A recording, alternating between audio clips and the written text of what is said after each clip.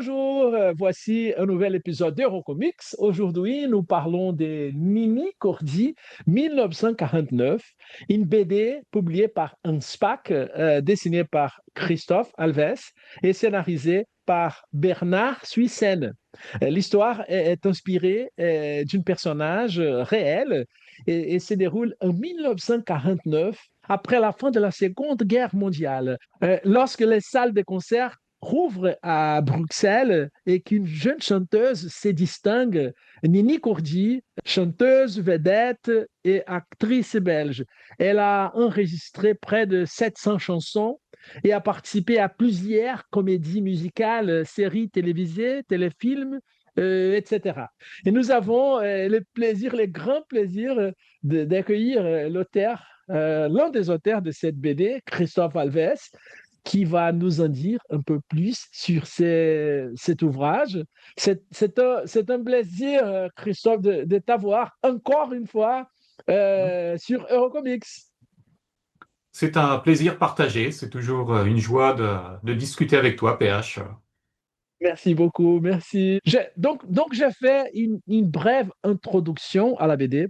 Pourrais-tu nous en dire un peu plus sans dévoiler l'intrigue? Oui, donc c'est une biographie romancée, c'est-à-dire que 90% de ce qui est dit dans l'album, grosso modo, est réel. Donc tout ce qui touche à la vie d'Annie Cordy, qui était connue comme Annie Cordy, et c'est vrai que son nom c'est Léonie Kourman, à ses débuts. Et donc là, c'est vraiment ses débuts. L'album parle de ses débuts à Bruxelles.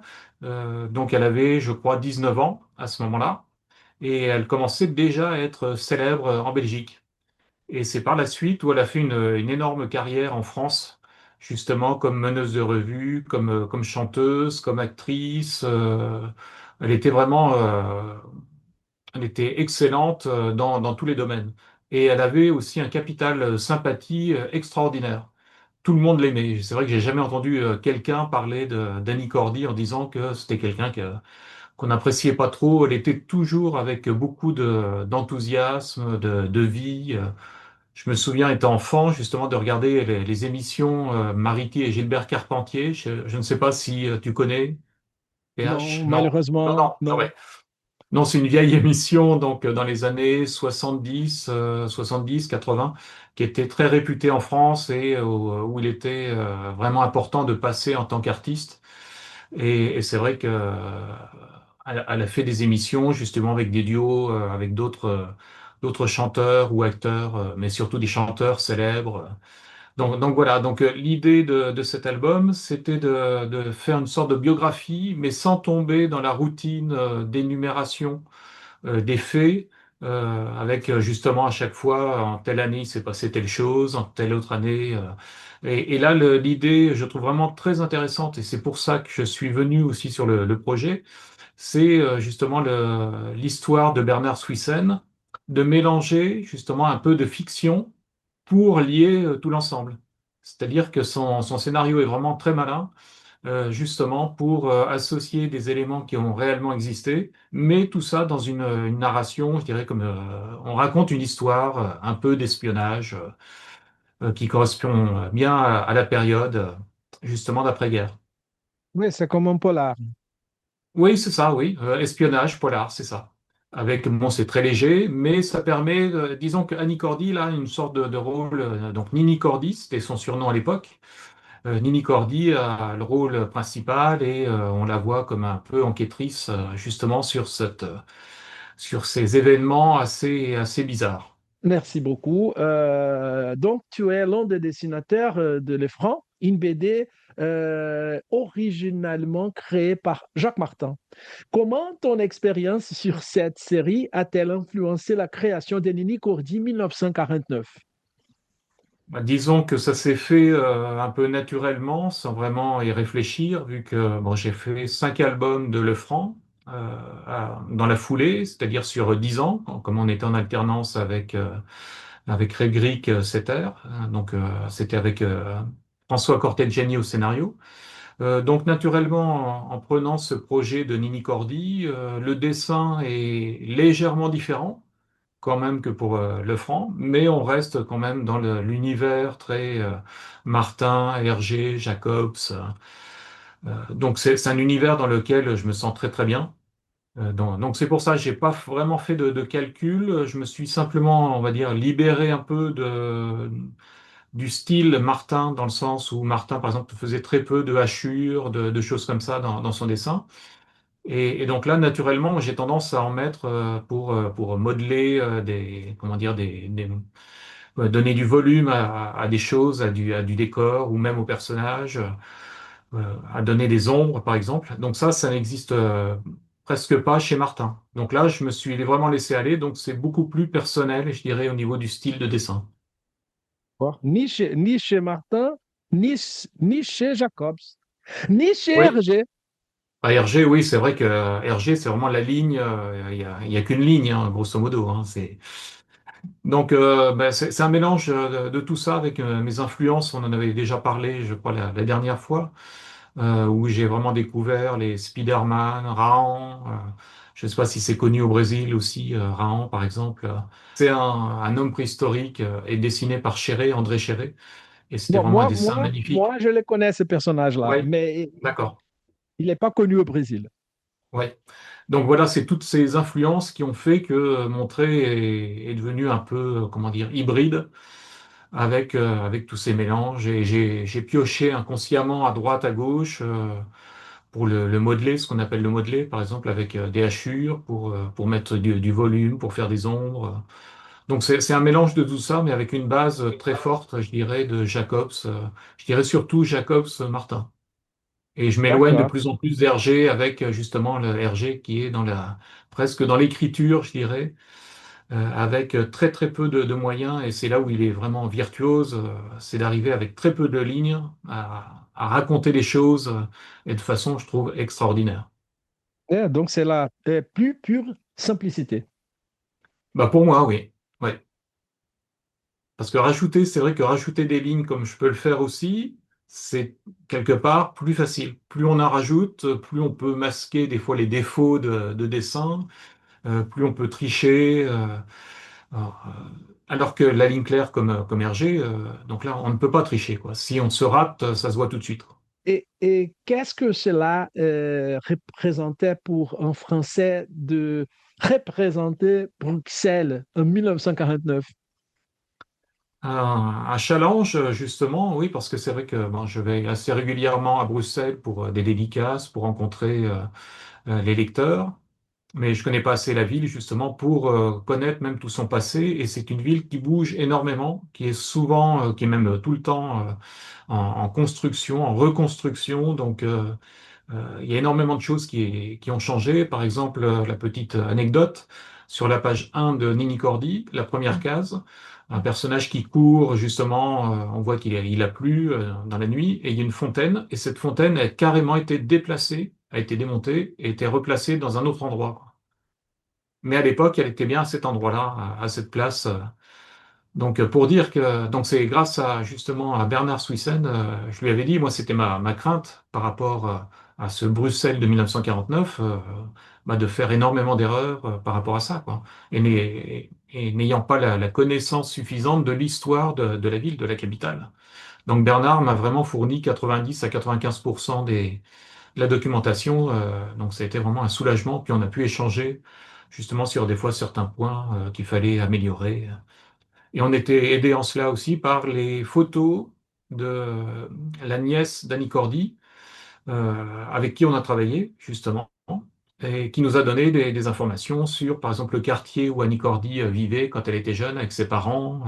Donc on a eu des photos, des indications. Donc avec tout ça, c'est vrai qu'au niveau reconstruction, c'était quand même beaucoup plus simple à gérer, même si ça représentait un énorme travail au niveau représentation, parce que quand on peut le voir dans la bande dessinée, il y a beaucoup de décors, beaucoup d'immeubles, de lieux justement emblématiques de Bruxelles. Et comment s'est passée la collaboration avec les scénaristes Bernard Swissen?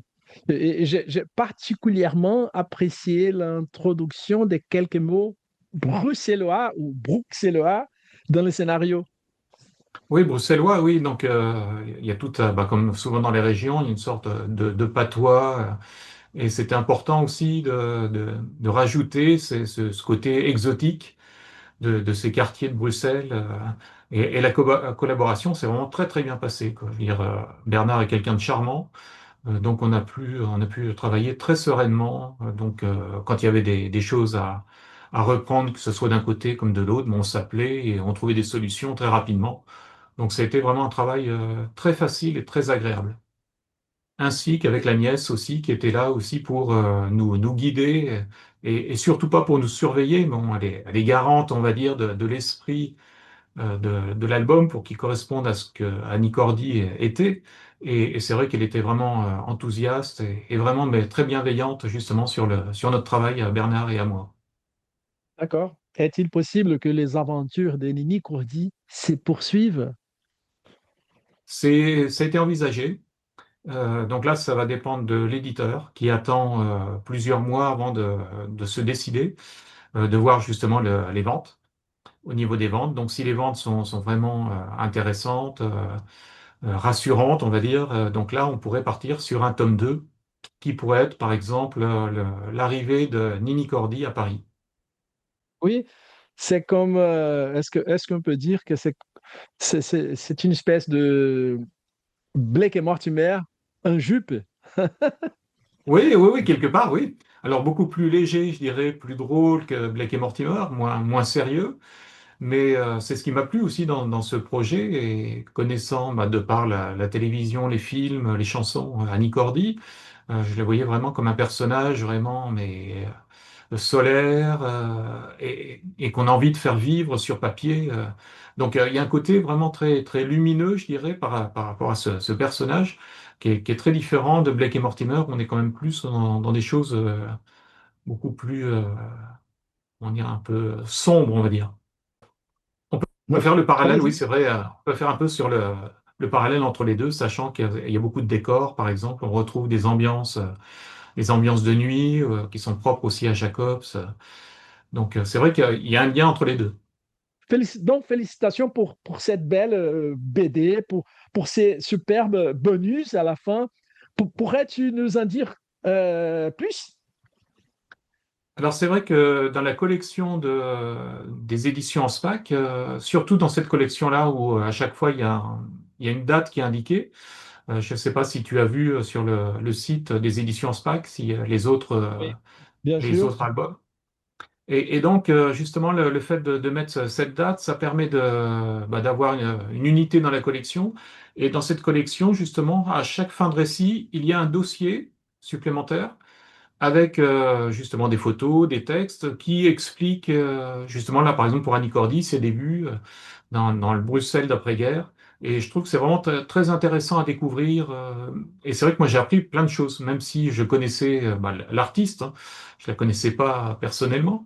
Mais c'est ce cahier, je dirais, qui vient à la fin de l'album est vraiment très intéressant et très instructif. Donc je trouve que c'est vraiment un plus encore par rapport à l'album et c'est une très bonne chose, je trouve une très bonne idée des éditions en SPAC de mettre ce petit dossier à la fin de chaque récit. Et merci beaucoup, Christophe, d'avoir publié ma photo dans les métros avec la BD de Nini dans ton site officiel.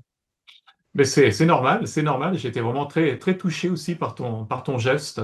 C'est vrai que ça a été assez compliqué pour que l'album te parvienne, mais bon, Oui, tout est rentré en oui, ordre.